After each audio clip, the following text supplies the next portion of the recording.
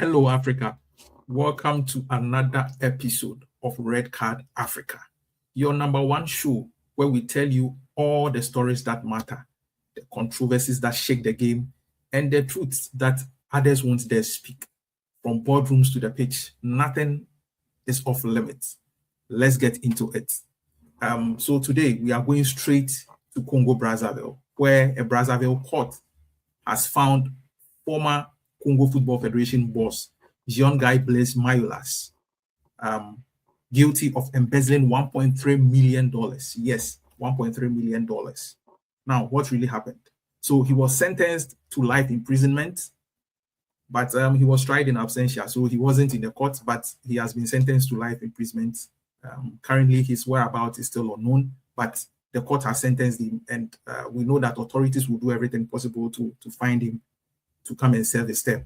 Now, the stolen funds that we are talking about, the $1.3 million that we are talking about, includes a $500,000 FIFA grant for women's football from the COVID-19 relief program some years ago, 2020, 2021. And we didn't find where that money went to. So the charges included money laundering, forgery, use of forged documents, and then misappropriation of funds. And he wasn't doing this alone. So according to the court, two other federation officials were also convicted. And that's the General Secretary of FECOFOOT, who is Baji Mbombo Wantete. He was also sentenced to 5 years imprisonment.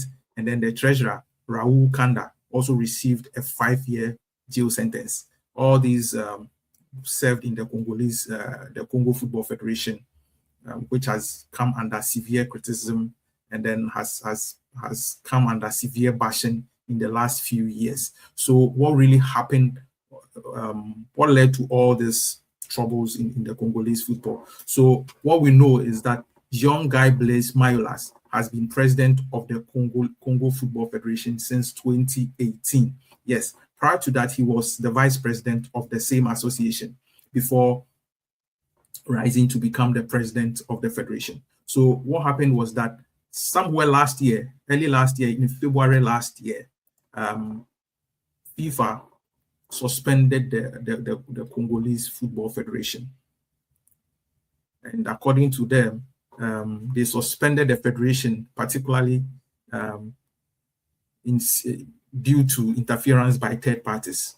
And the third parties that they are referring to was the government, the Congolese government, who suspended the Congolese Football Federation.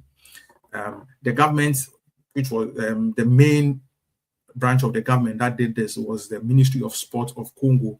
They suspended the Congo Football Federation in September 2024 because of allegations of embezzlement that has led us to where we are today. So they suspended Jean-Guy Blaise Mayolas and his people in his executive council from office in September 2024. And then in February 2025, FIFA released this press statement that they had suspended the Congo Football Federation. Now, whilst all this was happening, it has affected the league, the Congolese league, the Congolese national teams, and what have you, from male football to the female division. So in February, this suspension came. That meant that Congo national team could not participate in the FIFA World Cup qualifiers matches that was scheduled for March. They forfeited those 2 games, and that affected them in the qualification. So this is the man that we are talking about here today. This is Jean-Guy Blaise Mayolas, who has been sentenced to life imprisonment in Congo Brazzaville. So this suspension came in February, and then in May that same year, May 2025. FIFA released another press statement saying that they had lifted the ban, and their reason was the Congolese government had fulfilled the requirement of that they had stipulated in the previous press release, which stated that they didn't want them to interfere with the running of football.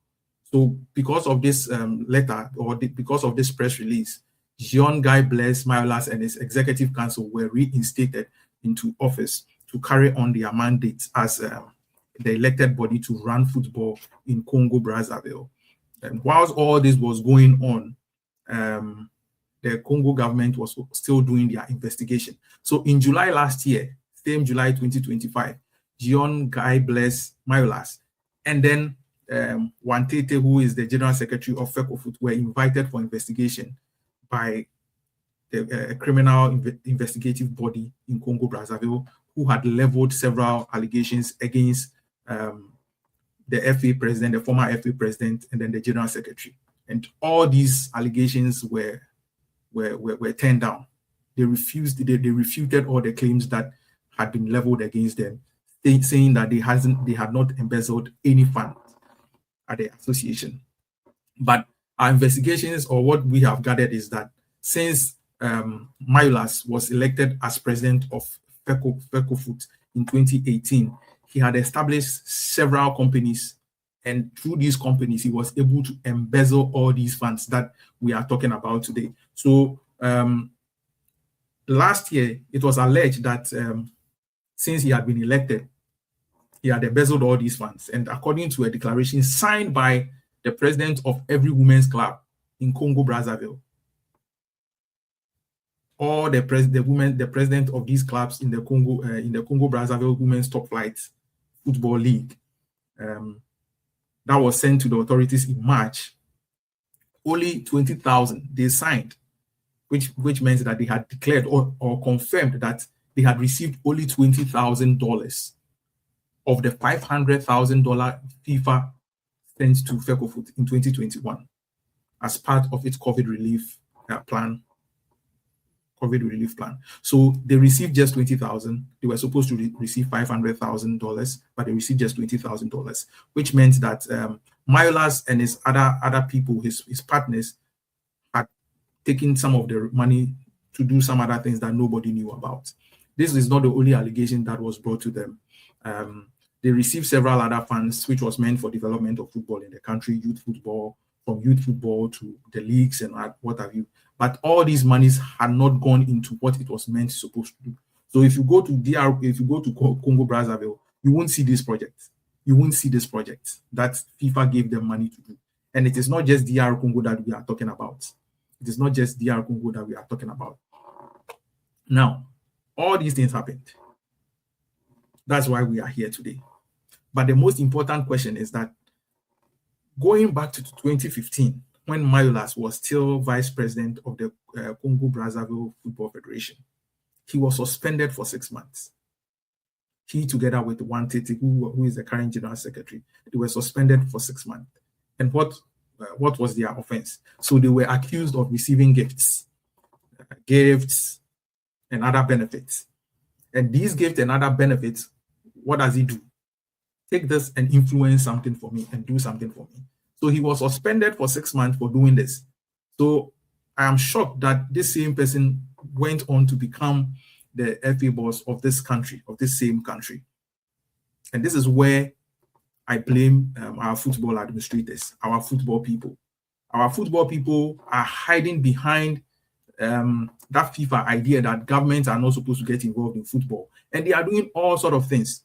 Today, it is Congo Brazzaville. But I tell you, if we decide to delve deep into what the others are doing in the various countries, you will be shocked. You'll be shocked that this 1.3 million that we are talking about today, you'll be shocked that it is just a tip of the iceberg. Others are doing far worse.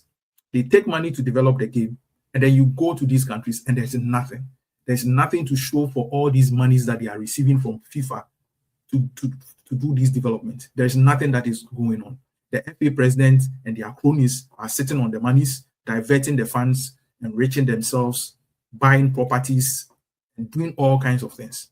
And they have left the game to die. And that is the problem that we are facing in Africa today.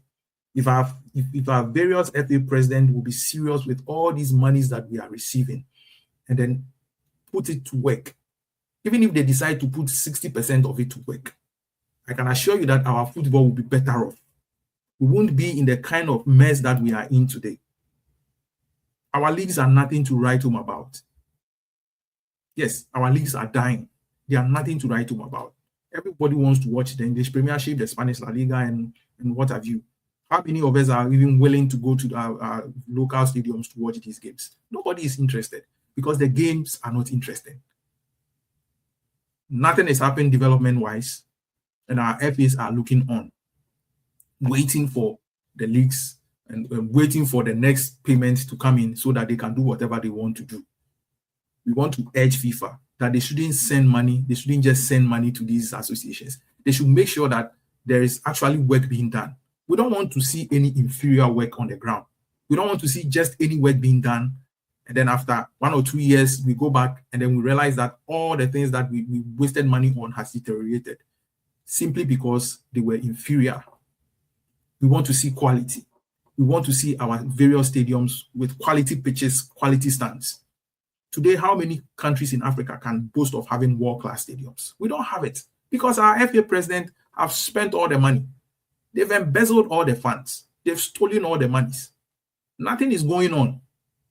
They take all these monies, embezzle it, and finish, and then tell the government that the government is supposed to build stadiums. The government is supposed to provide the associations with what they need. They need to resource their teams. But you have all these monies. You know what $1.3 million can do? You have all these monies. And then we are just embezzling them. We are embezzling the funds. We are just embezzling the funds. Today we are here. We are in Congo, Brazzaville today. We watch what is happening in the other countries, and then we'll tell you exactly what is going on. If you know what is going on in your country, but it's not yet out, you can put it in the comment section, and then we'll do our digging. We'll find out what is really happening, and then we'll put it on here for everybody to see the kind of rot that is in our games. Yes, if we want to talk about this, we won't leave here today. So this is where we will leave. We will leave it for today. But make sure that you subscribe to this channel. Make sure that you turn on the notification button. Make sure that you share this with someone else so that we can all come together and build a game. We want our football to be the best. We want it to be like the ones that we've been watching on TV in Europe. That is where we want to. That is our aspiration. That is our dream. We have the culture. We have the history. We have all this. We can get there if we come together and fight together. This is the Red Card Africa on Africa Soccer Zone.